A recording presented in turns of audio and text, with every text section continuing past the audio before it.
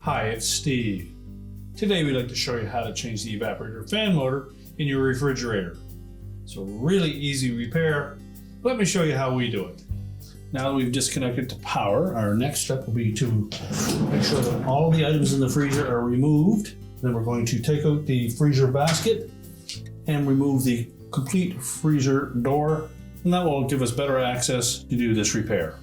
Now, to remove the complete drawer front on this freezer, we're simply going to loosen up the screws on both top and bottom on both sides. These are typically a 1/4 inch hex head screw.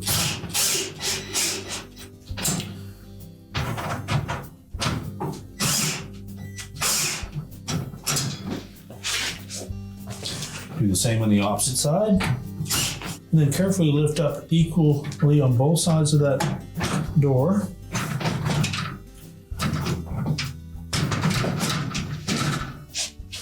We'll remove the whole door assembly and just set that aside. Next, we'll just remove that basket to get that out of the way. Simply lift up on it, pull it away from the frame and set it aside. Now as well, we'll want to remove these plastic covers on both sides.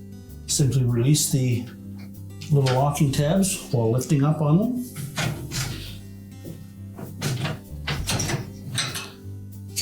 And remove them.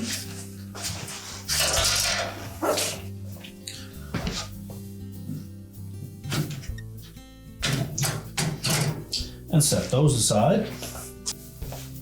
We'll also want to remove the upper basket, and to do so, you'll want to remove the screws that secure that upper track on both sides.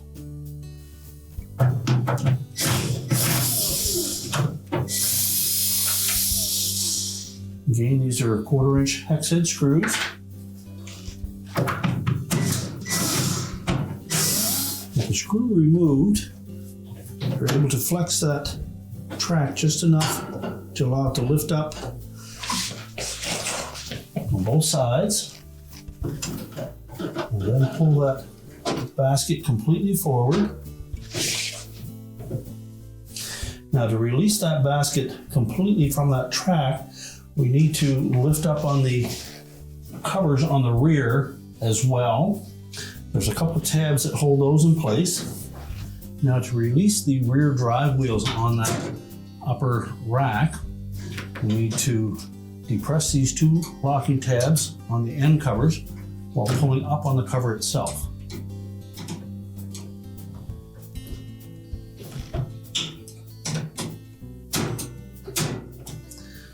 That will disengage the drive wheel from the track. So do the same on both sides.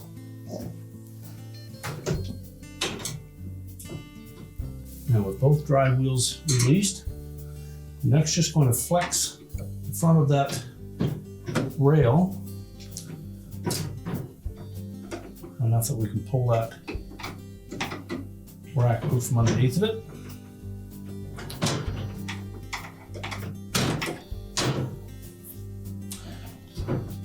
Do the same on both sides.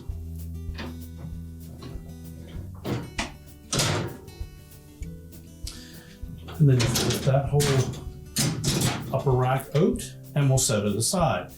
Now, with the lower track pulled completely forward, we're next going to release this drive wheel on the left side. Just taking our flat blade screwdriver, going between the nylon drive gear and the metal track. And just pry that gear towards the center.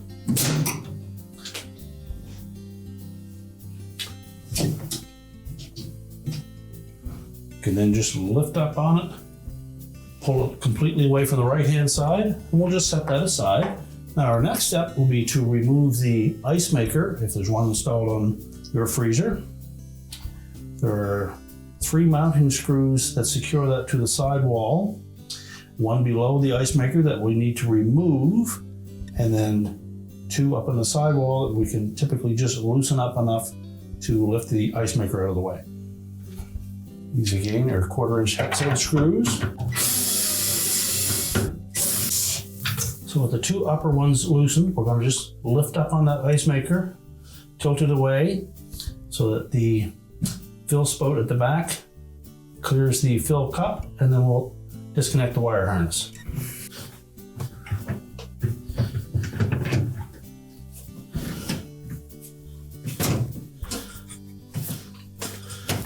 Now there are locking tabs on that wire harness. Simply squeeze those together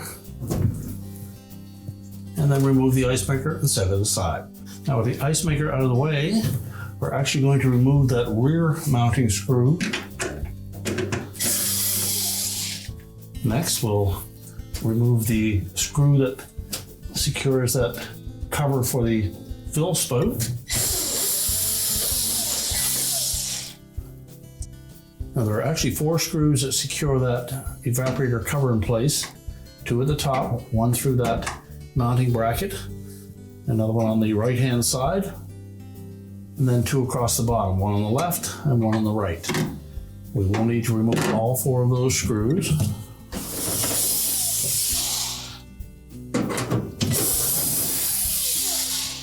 Next we'll remove that mounting bracket for the fill tube. Take a flat blade screwdriver and go into that tab on the left hand side.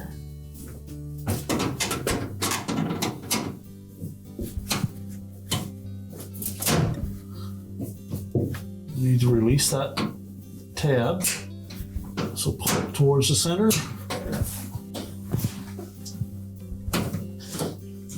Once you release the left hand side, you can just pull to the left, tilt it out. And once we tilt the evaporator cover forward, we can push that in through that opening.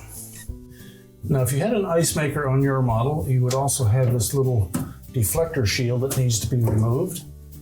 So if we put it on the left-hand side, there's a little notch on that deflector, and there's a tab right below that. So with a flat blade screwdriver, I'm pulling just slightly outward on that. We'll try to depress that tab. And just tilt that back, and we can remove that and set it aside. Now next we need to remove the evaporator fan cover. Now there are 3 tabs that secure that to a mounting bracket in behind. There's 1 in the center. There are also 2 at the top, 1 on either side. Well, you need to be pulling out slightly on that cover as you release those tabs.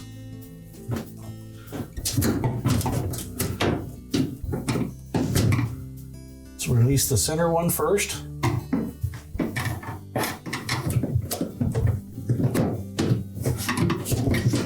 And then the other 2.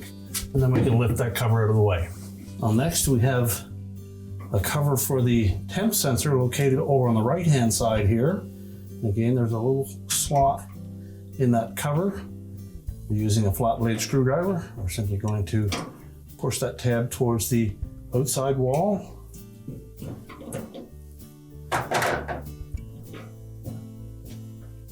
That will allow us to release that cover.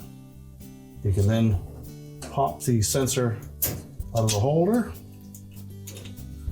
and we'll just set that aside. Now we're able to pull that evaporator cover forward at the top. As we mentioned, you'll be then able to tuck the holder for the fill tube in through that opening.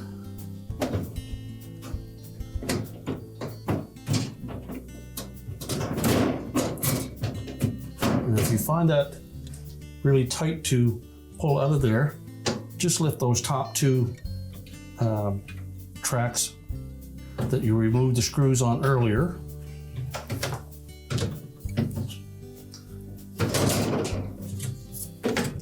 Just pop those out of the way.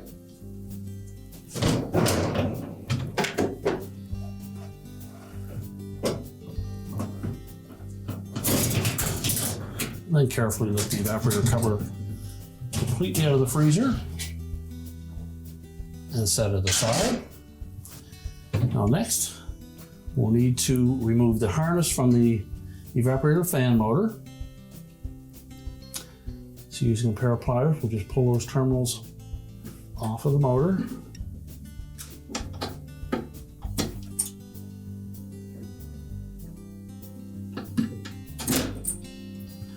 Now also that harness typically will roll in behind that mounting bracket.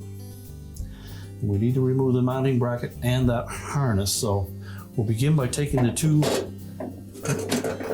mounting screws out. They're 1/4 inch hex head screws.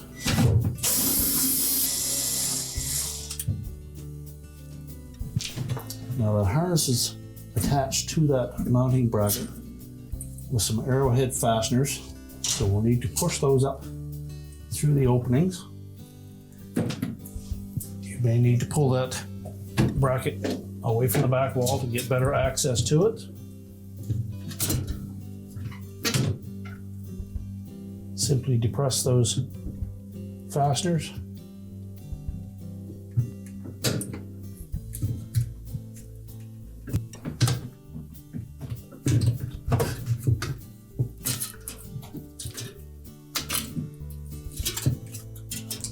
Then there's one more up on the top.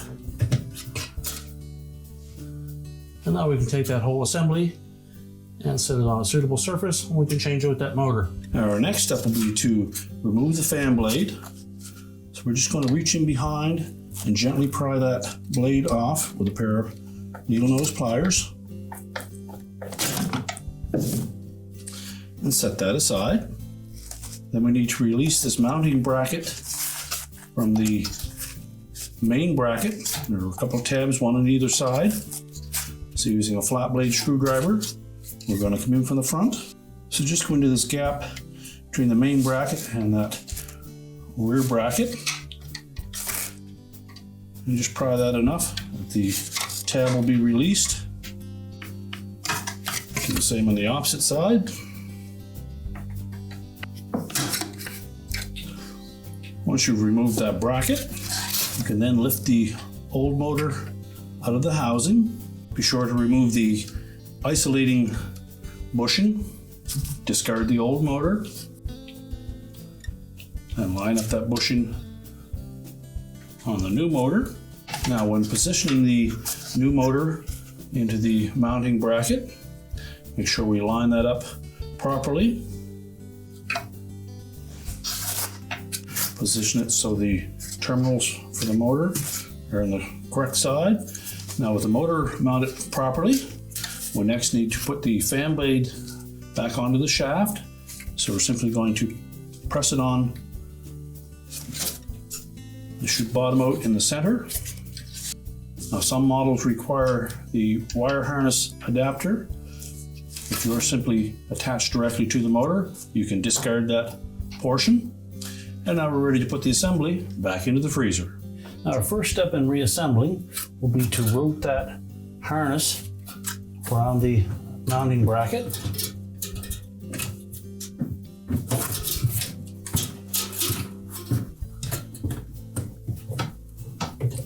Now once we have that harness snapped into place, we'll line up the mounting screws at the back.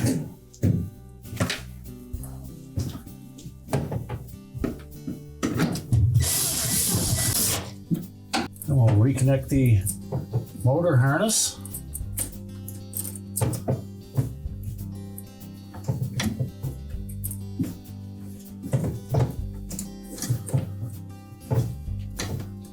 Make sure those are all nice and snug.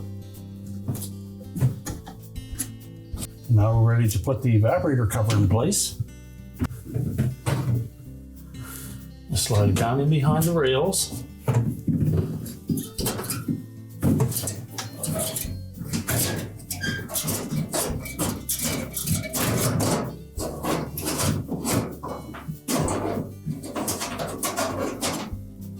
Make sure we feed the Icemaker harness out through. And be sure that that evaporator cover sits on the outside of the drain pan.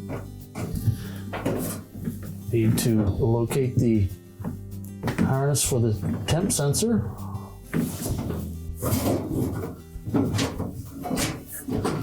And feed it through the opening at the top.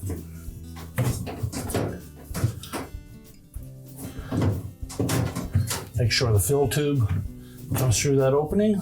Line it up with the mounting bracket. And then we're going to make sure that that long tab fits into the opening and catches that. Press the left-hand side in until it locks in place.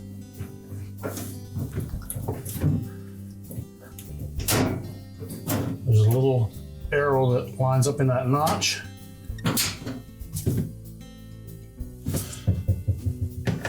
You can then secure the top with a single screw.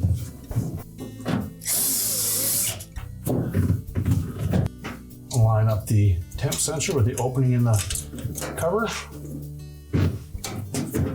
Fit it into the bracket in between those sets of notches. And then snap it into place on the cover. And again, we'll install a single screw at the back to hold that in place.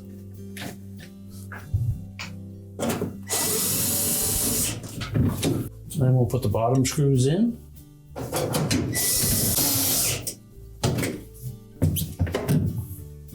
Now ready to install the cover over the evaporator fan.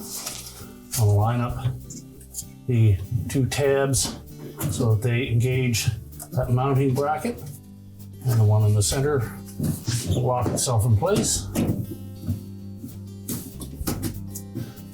So line up the center and then simply press it back into place. Next, we'll install the cover or deflector for the Icemaker. The two hooks will fit into the third notch over and the center. And then it should just pivot down into place.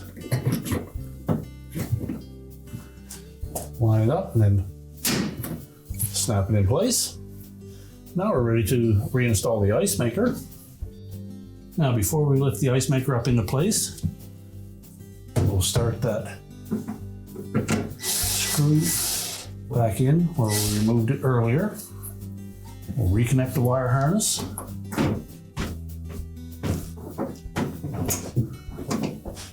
Make sure it's locked into place. And also make sure that the fill tube fits through the opening in the fill cup.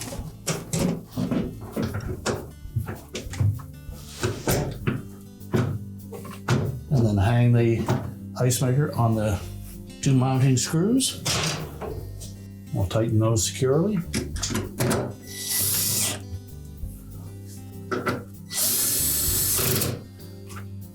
And secure the leveling screw on the bottom. You may need to check the level of that Icemaker. If it's not perfectly level, loosen the screw on the bottom, as well as both of them on the top, just a turn or two. Lift it up into place, tighten that screw in the bottom, and then the two top ones again.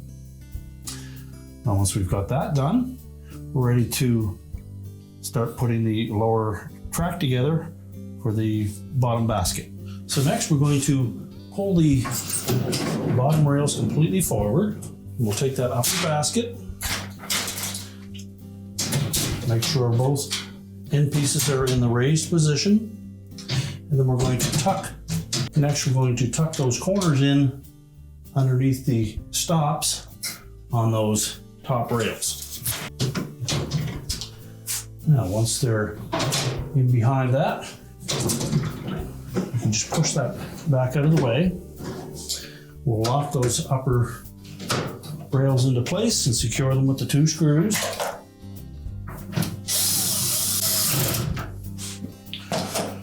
And pull that basket all the way forward until it meets the stops on both sides. Then we're simply going to press down on those covers at the back until they lock in place. Again, make sure it's pulled all the way forward, locking both sides, and then you can push that back out of the way. Now next we're ready to put the support rod in with the left-hand gear in the game. We'll note that that gear has two flat sides. We want to make sure that we have that proper tooth in the front notch. So be sure that both rails are fully extended.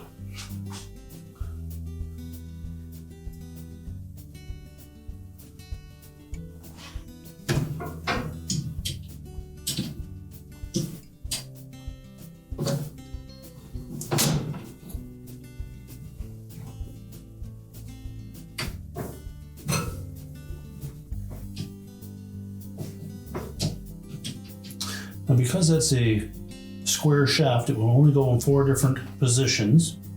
So it's pretty easy to make sure that we have it lined up so that that first cut tooth fits into that first hole when the rail is fully extended. So line it up on the back and then press it into place.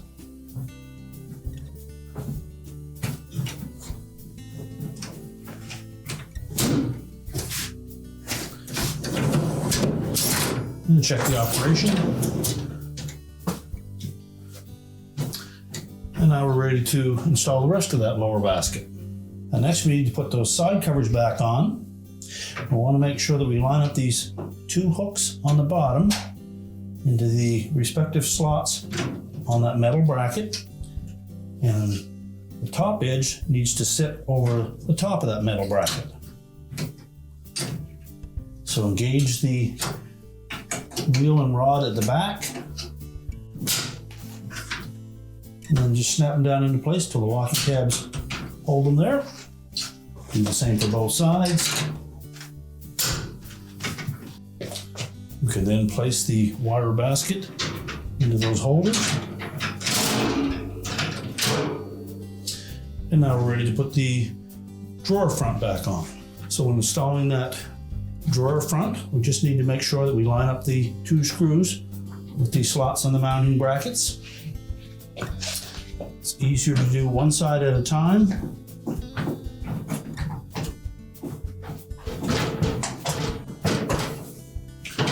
Make sure all 4 screws are engaged and then tighten them.